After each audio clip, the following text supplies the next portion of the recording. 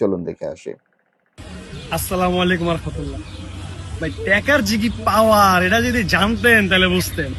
মানে আজকে যদি আপনার লগে টাকা থাকে ভাই, আপনি যদি মনে করেন পড়ালেখা না জানেন, জেনে যাবেন উনি সম্মানের শেষ নাই।